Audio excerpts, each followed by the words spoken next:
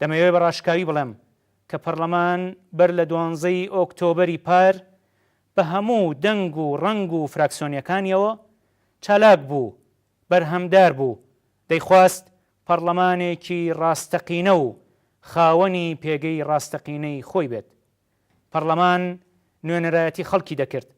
پەرلەمان ئامانجی ئەوە بوو ببێتە باڵاترین ناوەندی بڕیاردان، جێگای کۆکردنەوەی جیاوازیەکان بێت، چارەسەرکردنی کێشەکان لە ڕێگای دانوستان و یاساوە بکرێت.